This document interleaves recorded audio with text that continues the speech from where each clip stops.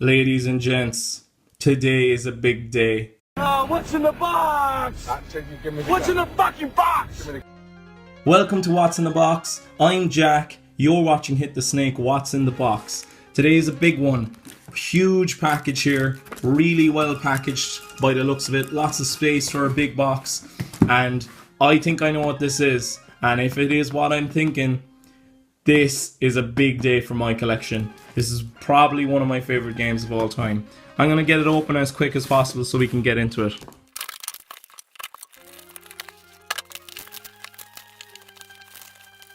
Ladies and gents, oh my god. I think this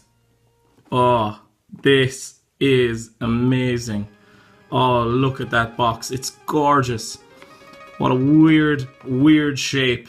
But oh my god, I am so happy to have this in my collection. For those of you who don't know, this is Prince of Persia 2, The Shadow and Flame.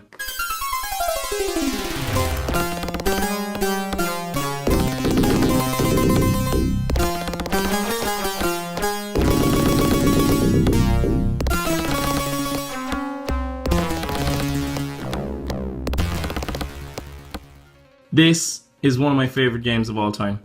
I love the Prince of Persia series. It's one of my favorite series of all time. But this game is amazing. So colourful, bright, vibrant, and building on what the first game did in every way it possibly could. What's interesting about this is that Jordan Mechner, while he had fairly big influence on how the game was made, what he actually did for the game was made a Bible, a Prince of Persia 2 Bible, which I'll actually give a link down to in the description. And the Bible basically was, he gave it to the team. He didn't want to have anything to do with making it, from the stress of making Prince of Persia 1 all on his own. He actually just gave it off to the team, this Bible, which basically laid down, this is what I want the entire game to be like. And they made the game, and he said that he'd never do a Bible ever again for a game because it was so stressful. I love this box so much, not only because of the very strange shape and the little hat that it has, but the colour and everything is amazing in the game. Now, this is the Windows version, or the DOS version. I'm going to just pull out all the contents and we're going to take a quick look at them. Look at that long form manual, that is huge. Haven't seen a manual that big in years. We'll have a look through that shortly. Just pull out some other stuff now. Get that coffee out of the way. Some bubble wrap. Try to keep the box from compressing. So that's all that's there. There's nothing else. Nothing else in the box. But that's a reasonably okay thing. That's not a bad thing. Box is in reasonably good condition as well. I see a small tear or two. Yeah, there.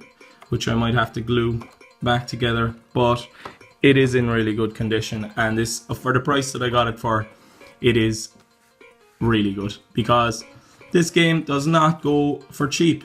So these are the 4 diskettes. 1, 2, 3, and 4. So 4 diskettes for Prince of Persia 2, The Shadow and Flame. Now, what's interesting about the DOS version, which I always found, is the DOS version is actually not the best version of the game.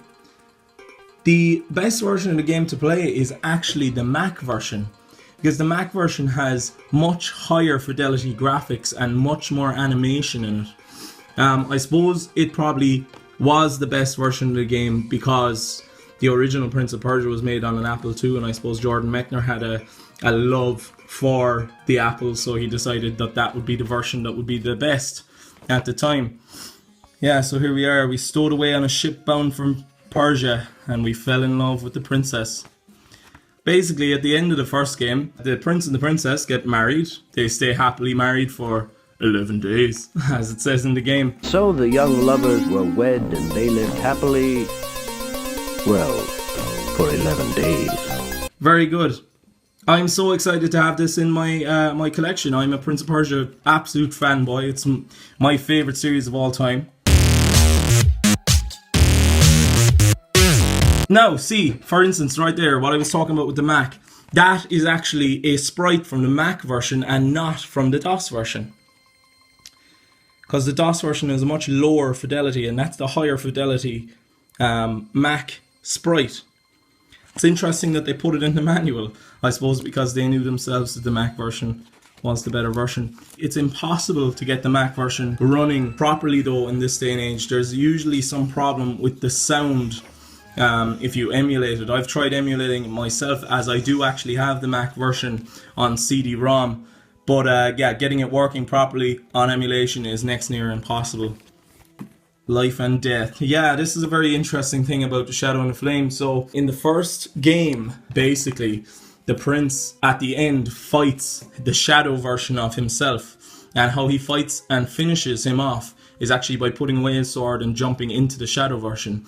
What happens then is the prince actually gains this power that he's able to use the Shadow version of himself to move around, and it's the way that you beat the game in the end is you have to fight too far as the Shadow version of yourself. Very, very, very unusual, but very cool. Oh, an official strategy guide. I'd love to get that myself.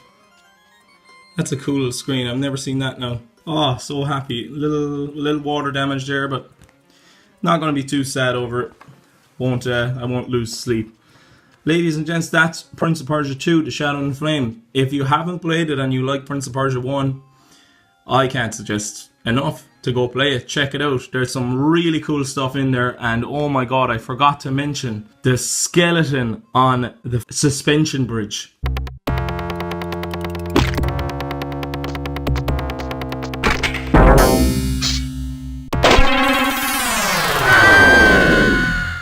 Oh my god.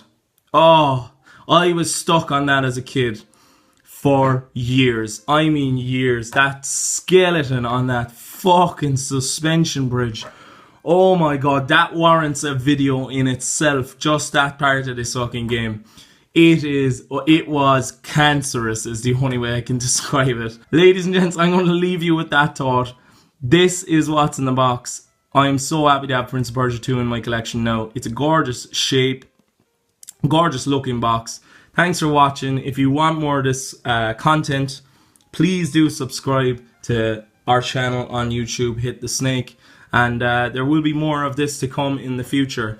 I definitely want to do at some stage some type of retrospective on this series, because this is the first. Prince of Persia 1 is the first game I ever played, and it's my favorite series to this day. Easily, this game is in my top 10 games of all time. I just love it. I'm a fanboy. I can't say much more. I'm going to leave it there, ladies and gents. Thank you very much for watching.